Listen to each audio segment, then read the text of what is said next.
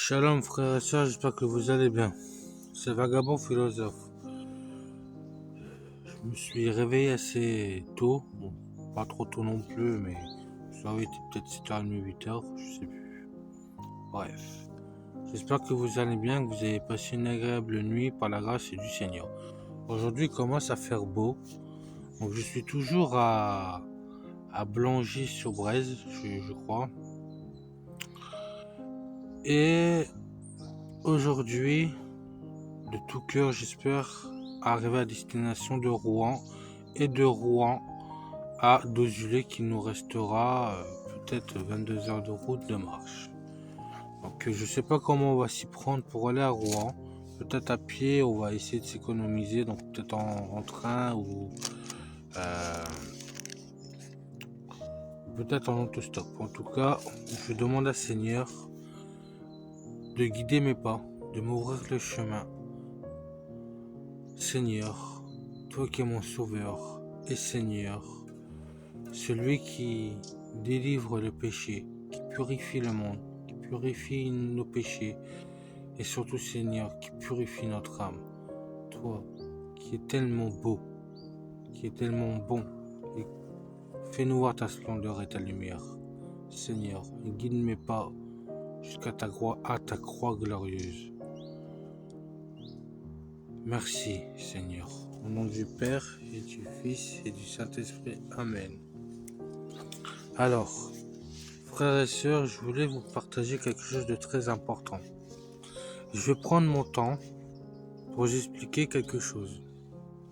C'est la parole qui vous l'expliquera, mais j'aimerais faire une petite intervention et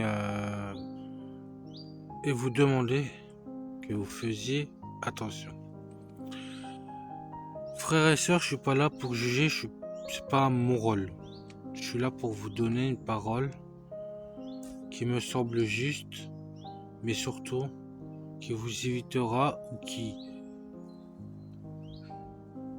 par ma parole et surtout par la parole du Seigneur, qui vous demande de vous retirer de certains péchés, voire de tout péché. Parce que ça peut mener à votre perte et surtout, je ne dirais pas la colère de Dieu, mais ça peut vous détruire. J'ai pas envie de vous voir détruire le corps. Vous méritez bien plus. Satan jouera avec la parole du Seigneur. Il jouera sur la tentation. Il jouera sur beaucoup de choses. D'accord?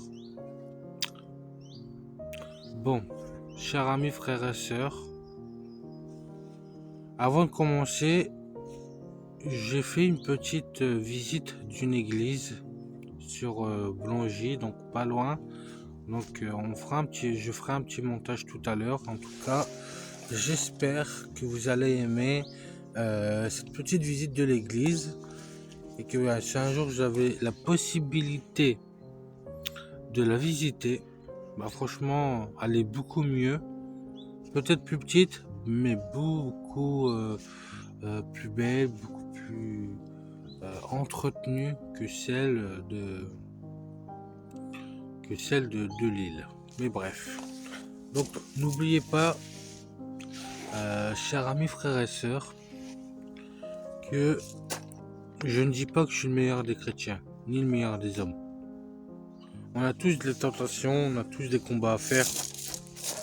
Mais il y a une chose qu'on doit comprendre, moi aussi, il n'y a pas que vous, et ben que il faut se battre. Il faut se battre. Comme je l'ai dit dans une précédente vidéo que vous n'avez pas beaucoup regardé, il faut être un soldat de Dieu. Il faut combattre le péché. Il faut prendre les armes et pouvoir être armé. Et Dieu nous armera. Il y aura l'armure qui pourra nous protéger de péché et de devenir saint. J'aimerais que vous preniez Alors, je sais pas si vous avez le même cahier. J'en ai encore un autre dans mon sac, mais mon sac il est rangé pour après le départ. Si tout va bien, si Dieu nous fait grâce. En tout cas, nous fait un beau soleil. Donc, merci Seigneur. Donc, j'aimerais que vous preniez 1 Corinthiens 5 et qu'on commence le verset à partir du verset 9. Donc, il est écrit: je vous écris dans ma lettre à ne pas entretenir des relations avec ceux qui vivent dans l'immoralité sexuelle. Ne parlez pas d'une manière absolue des gens de ce monde qui vivent dans l'immoralité sexuelle, ou sont toujours désireux de posséder plus, voleurs, idolâtres, autrement. Il vous faudrait sortir du monde. En fait, ce que je vous ai écrit, c'est de ne pas entretenir des relations avec quelqu'un qui, tout en se disant votre frère, vit dans l'immoralité sexuelle, est toujours désireux de posséder plus, idolâtre, calomniateur, ivrogne ou voleur, de ne pas manger avec un tel homme. Est-ce moi, en effet, de juger les gens de l'extérieur? N'est-ce pas ceux de l'intérieur que vous devez juger? Les gens de l'extérieur, Dieu le jugera. Chassez le méchant du milieu de vous. Chapitre 6. 1 Corinthiens 6, chapitre 6. N'oubliez pas. Lorsque l'un d'entre vous a un litige avec un autre, comment ose-t-il demander justice devant les injustes et non devant les saints? Ne savez-vous pas que les saints jugeront le monde? Et si par vous que le monde doit être jugé, êtes-vous incapable de rendre des jugements de faible importance? Ne savez-vous pas que nous jugerons les anges, combien plus les affaires de la vie courante? Or, si vous avez des litiges concernant les affaires de la vie courante, vous prenez pour juge des gens pour l'Église, ne faites aucun cas. Je le dis votre honte, ainsi il n'y a parmi vous pas un seul homme sage qui puisse juger entre eux, ses frères et sœurs. Au contraire, un frère est en procès contre un frère, et cela devant des incroyants. C'est déjà pour vous un échec complet que d'avoir des procès les uns avec les autres. Pourquoi ne supportez-vous pas plutôt une injustice? Combien de fois Jésus a subi des injustices? Pourquoi ne vous laissez-vous pas dépouiller, comme Dieu s'est fait dépouiller? D'une certaine manière, je pense qu'il faut se laisser crucifier, porter sa croix et pouvoir aussi, je dis pas de se laisser faire, mais supporter. Mais c'est vous, au contraire, qui commettez l'injustice et qui dépouillez les autres. Et c'est envers des frères et des sœurs que vous agissez ainsi. Il vaut mieux discuter avec son frère et de pouvoir régler le problème que de... Et moi pareil, des fois, combien de fois j'ai fait cette erreur aussi de pas régler les problèmes. Il faut toujours essayer c'est mon avis personnel, hein. Après vous en faites ce que vous voulez, mais Dieu en parle aussi, et il faut toujours essayer de pouvoir se faire pardonner par son frère, etc. Il faut toujours essayer de trouver une relation stable. Après, c'est ma vision de voir les choses. Ne savez-vous pas que les injustes n'hériteront pas du royaume de Dieu? Ne vous y trompez pas, ni ceux qui vivent dans l'immoralité sexuelle, ni les idolâtres, écoutez bien, ni les idolâtres, ni les adultères, ni les travestis, ni les homosexuels, ni les voleurs, ni les hommes toujours désireux de posséder plus, ni les ivrognes, ni les calomniateurs, ni les exploiteurs hériteront du royaume de Dieu. C'est cela ce que vous étiez. Certains d'entre vous, mais vous avez été lavés, mais vous avez été déclarés saints, mais vous avez été déclarés justes au nom du Seigneur Jésus-Christ par l'Esprit de Dieu. L'Esprit de notre Dieu, pardon. Tout est permis, mais tout n'est pas utile. Tout est permis, mais je ne vous laisserai pas dominer par quoi que ce soit. Les aliments sont pour le ventre et le ventre pour les aliments. Et Dieu détruira l'un comme les autres. Mais le corps n'est pas pour l'immoralité sexuelle. Il est pour le Seigneur et le Seigneur est pour le corps. Or, Dieu qui a ressuscité le Seigneur nous a ressuscités aussi par sa puissance. Ne savez-vous pas que vos corps sont les membres du Christ? Prendrais-je les membres du Christ pour en faire les membres d'une prostituée? Certainement pas. Ne savez-vous pas que celui qui s'unit à la prostituée est un seul corps avec elle? En effet, il dit, les deux ne feront qu'un. Qu'est-ce que veut dire les deux ne feront qu'un? Vous savez que Dieu a créé Adam et Ève. Et Dieu dit que il quittera. Enfin, si Dieu a créé Adam et Ève, c'est parce que l'homme quittera ses parents pour s'unir à sa femme. Enfin, il s'attachera à sa femme et ils ne feront plus qu'un. D'accord? Donc ça veut dire que Dieu a créé Adam et Ève. Ce n'est pas pour se mettre avec un homme.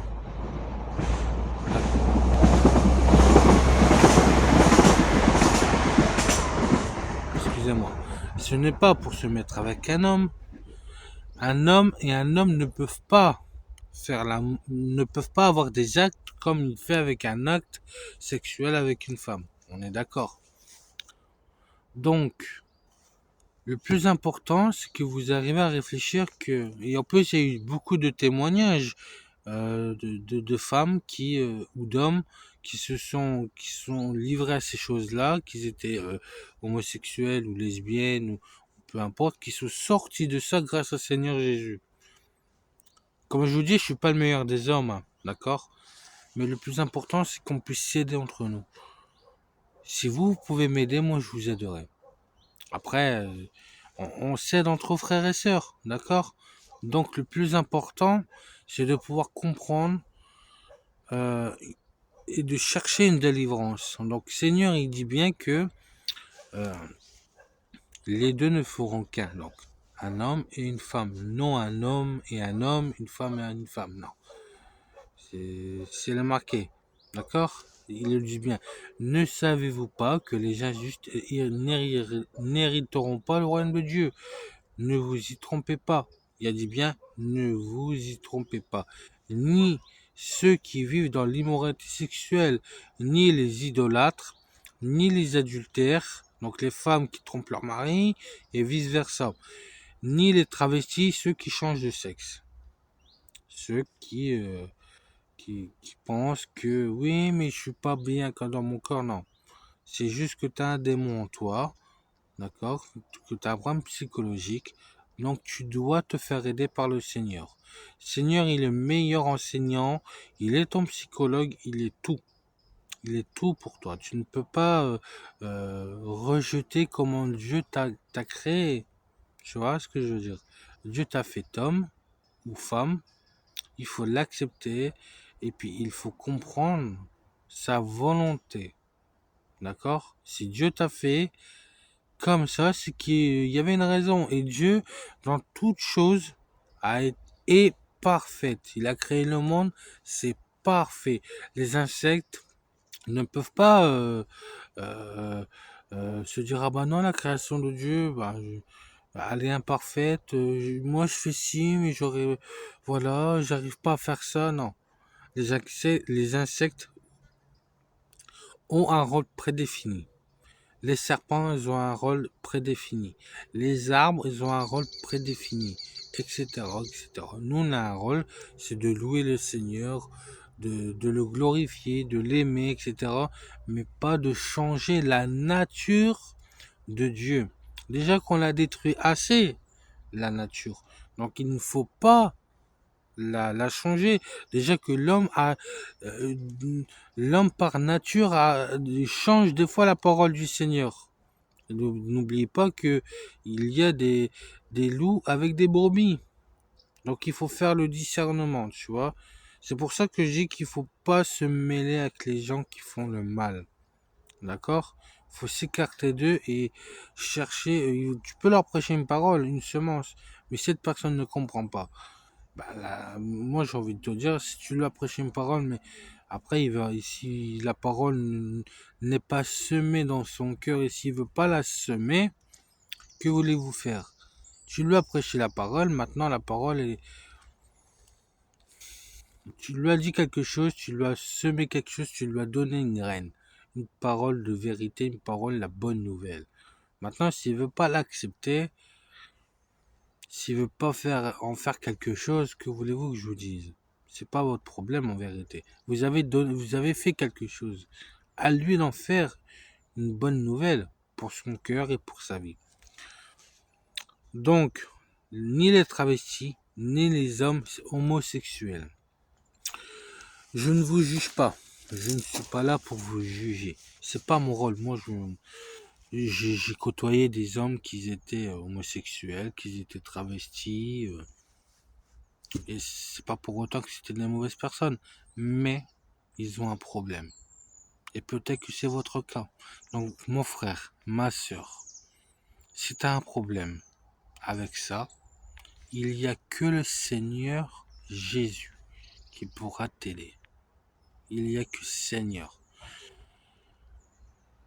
Seigneur, il délivre, il guérit. Il a guéri des paraplégiques, des lépreux, des aveugles. Je lirai des paragraphes par rapport à ça. Je dois aussi faire une vidéo par rapport au pharaon que quand Jésus a délivré Israël de 430 ans d'esclavage. Vous imaginez? Donc s'il a délivré Israël, s'il a guéri des lépreux, des infirmes, etc., pourquoi il vous délivrez pas? Demandez-lui, il vous délivrera. Il est notre sauveur et Seigneur. Il t'a créé, c'est ton créateur. Demande-lui pour qu'il te délivre de tout ça, des adultères, de tout péché. Moi, mon petit problème, je vais pas vous mentir, c'est la petite cigarette. Mais bon, je suis pas non plus accro, mais toute petite chose ou même de grandes choses, il faut se délier et devenir des hommes saints ou des femmes saintes. D'accord? Donc, je suis pas là pour vous juger.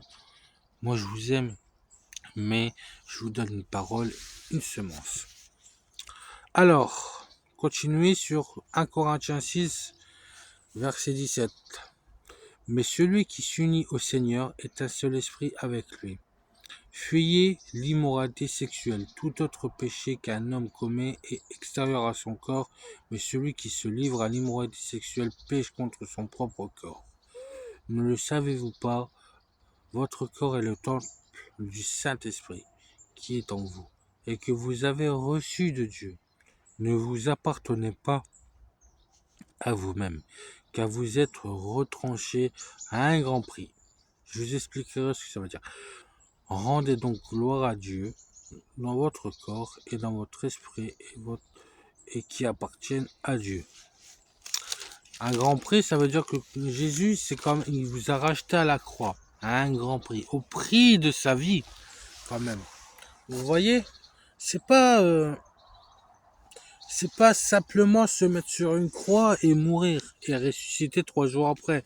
Il a quand même subi d'atroces souffrances. Vous voyez? Donc c'est pour ça qu'un grand prix, le grand est le, le prix est grand quand même. D'accord? Donc chers amis, frères et sœurs, je voulais Je voulais vous faire part de ça aussi, c'est important. Mais j'aimerais continuer sur un autre point. 1 Corinthiens 7, chapitre 7. Au sujet de ce que vous m'avez écrit, il est bon pour l'homme de ne pas prendre de femme, toutefois pour éviter toute immoralité sexuelle. À chaque homme et sa femme, et que chaque femme ait son mari.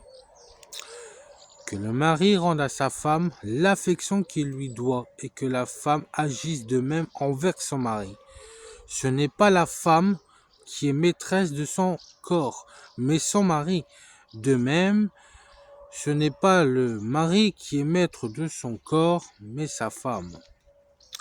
Ne vous privez pas de l'un et de l'autre, si ce n'est qu'un commun, ne vous privez pas l'un de l'autre, si ce n'est d'un commun accord pour un temps, afin de vous consacrer au jeûne et à la prière, puis retournez ensemble de peur que Satan ne vous tente à cause de votre manque de maîtrise. Je dis cela comme une concession, on est comme un ordre. Je voudrais que tout soit comme moi, mais chacun tient de Dieu un don particulier, l'un d'une manière, l'autre d'une autre. À ceux qui ne sont pas mariés et veuves, je dis qu'il est bien pour eux de rester comme moi, mais ils ne peuvent pas se maîtriser.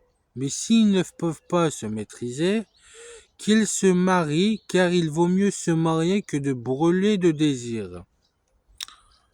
On parle aussi de coucher avec un homme ou une femme sans se marier. C'est ça, brûler de désir aussi, c'est de pouvoir penser à toujours des rapports sexuels et de ne pas se marier, de pas... Non. Mais trouver la femme pieuse, trouver une femme qui vous correspond, qui est en Christ, hein, une femme qui puisse aussi être en relation avec le Seigneur. À ceux qui sont mariés, j'adresse non pas à... Attendez. À ceux qui sont mariés, j'adresse non pas moi, mais le Seigneur, cette instruction.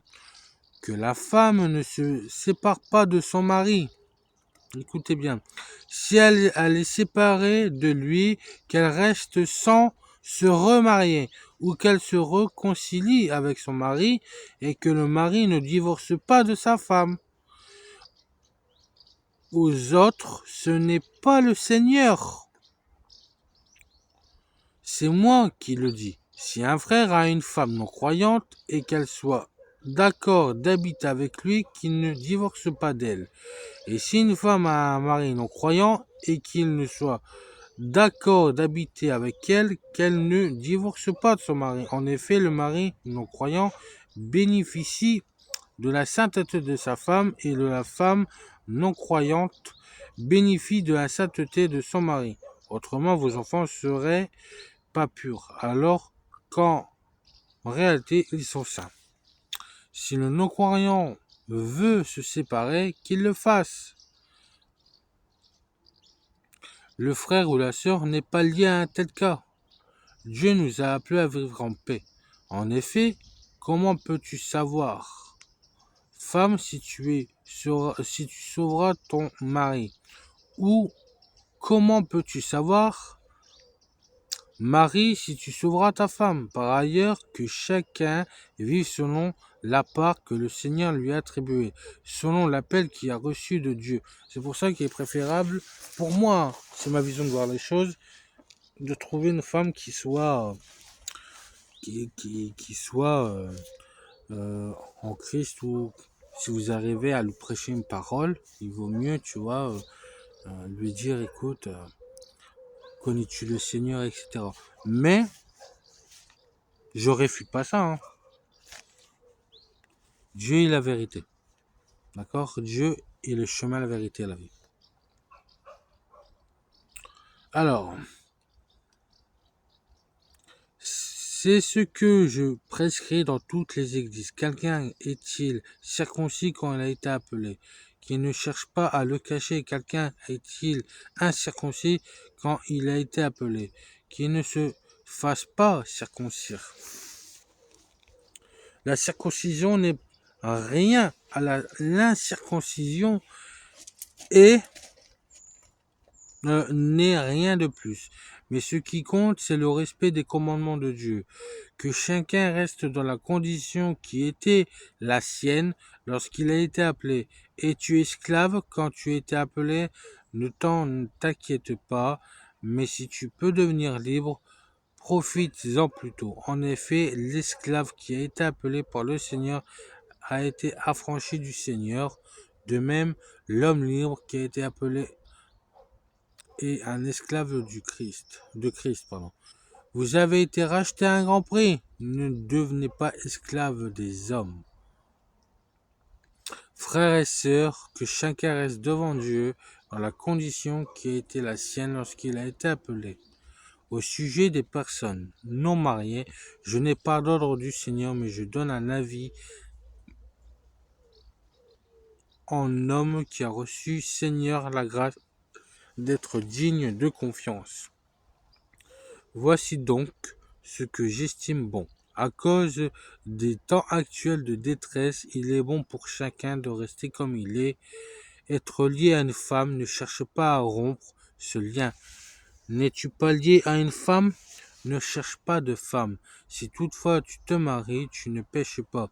Et si la jeune fille se marie, elle ne pêche pas. Cependant, les personnes mariées connaîtront des souffrances dans leur vie, et je voudrais vous les épargner. Donc, bon, je peux continuer encore loin, mais c'est pour vous dire qu'il est très important de pouvoir chercher ce qui est bon. Donc, moi, je connais des personnes qui sont chrétiens et qui sont avec des femmes non croyantes ou des maris non croyants. Et ça n'empêche pas que tout va bien, vous voyez. Mais je veux parler pour une chose très importante, que si vous ne trouvez pas quelqu'un, par exemple, de votre que vous voulez chercher quelqu'un qui soit croyant, demandez à Seigneur. Après, si vous trouvez quelqu'un qui est formidable mais qui ne croit pas, prêchez-lui quand même la parole, c'est le plus important. Mais en tout cas, Dieu sait les cœurs, Dieu sait faire les choses et Dieu libère. Donc, sachez que Dieu, en tout cas, il sait mieux que nous, il sait notre cœur. En tout cas, je vous ai apporté quelques réponses ou autres. En tout cas, Seigneur, il est le, le seul Dieu qui pourra nous guider dans toute chose, que ce soit pour se libérer du péché, pour être libéré de l'esclavage des hommes, être libre. D'accord? Moi, je préfère être esclave du Seigneur qu'être esclave de l'homme. D'accord? Donc, je voulais vous faire partager cela. En tout cas, chers amis, frères et sœurs, que les maris ou les mariés soient bénis, mais en tout cas, il est important de pouvoir être en relation. Et si tout se passe bien dans votre couple, que Dieu vous bénisse, que votre mari soit non-croyant ou votre femme soit non-croyante. Tant que ça se passe bien, c'est le principal. Mais je parle aussi pour ces jeunes ou ces gens qui cherchent une femme ou un homme et qui voudraient qu'il soit chrétien. Vous pouvez. Mais je préconise souvent une femme qui soit ou un homme qui soit croyant pour qu'il sache la règle qu'il encourt s'il fait un adultère, s'il va voir ailleurs. D'accord? C'est toujours important. D'accord? Mais si un homme croyant qui est fidèle, etc., ou une femme qui est fidèle, même si elle est non croyante, que voulez-vous que je vous dise? En tout cas, je vais pas aller contre la parole du Seigneur. En tout cas, c'était ma vision de voir les choses, d'accord? Mais la parole est dite. Chers amis, frères et sœurs, En tout cas, moi, sachez que Dieu vous bénisse et sachez que Dieu vous aime. Il est votre Sauveur et Seigneur éternel. Et sachez qu'une chose, c'est que si vous voulez être libre, Seigneur vous délivrera et vous serez libre. Donc j'espère que bon cette vidéo, j'espère qu'elle va pas être trop longue pour 30 minutes, mais voire plus, mais je préfère prendre du temps pour vous et il fait un beau soleil pour l'instant. Si Dieu nous fait grâce. Et voilà. En tout cas, prêt pour un nouveau départ, j'espère parce que bon, je suis pas tout seul, donc ça dort encore. Donc moi, j'aimerais avancer et surtout vous montrer de belles choses, la nature, la création de Dieu, et faire de toutes choses, de faire toutes choses, quelque chose de magnifique dans la parole du Seigneur. Et j'espère qu'il va nous ouvrir les pas, nous guider avec sa sagesse, sa protection et surtout nous ouvrir les portes qu'on puisse trouver des moments de répit, entre guillemets, et surtout des moments de repos pour lire, prier et surtout penser à notre Sauveur et Seigneur. Et surtout prier pour être libéré. Surtout moi, bon, c'est pas un grand péché, mais enfin, c'est pas marqué dans la Bible, mais d'être libéré un peu quand même de, de la cigarette, parce que j'avais arrêté il y a un moment, et là, bon, avec le stress et tout, bon, c'est pas une raison, hein, attention, fumer, ce n'est pas une raison pour le stress ou autre, mais il vaut mieux chercher la, la, la guérison, entre guillemets, et surtout chercher à être libre, ne pas être esclave de quelque chose, que ce soit esclave de la cigarette, de la drogue, du sexe, toute autre chose, il vaut mieux être esclave du Seigneur à 100%. Oh là là, je suis un peu fatigué, mais pardonnez-moi. Donc, frères et sœurs, je vous souhaite une très belle journée. En tout cas, que la grâce du Seigneur soit avec vous, que Dieu puisse vous guérir au nom du Seigneur Jésus-Christ. Soyez bénis. Amen. Bonne journée à vous, frères et sœurs.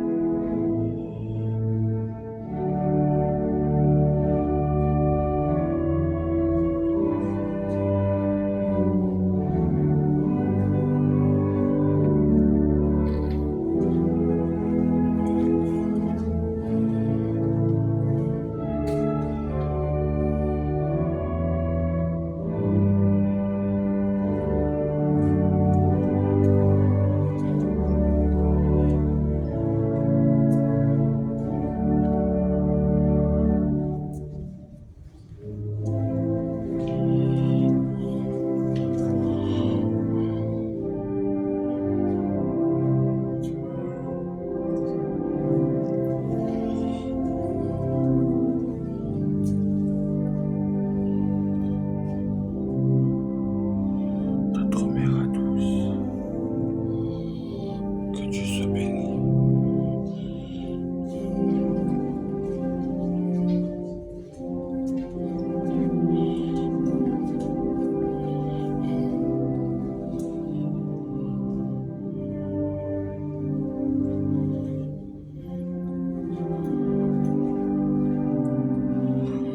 C'est marqué, il ne faut pas pleurer parce que cela n'est plus, mais sourire parce que cela a été et espérer en ce qui sera.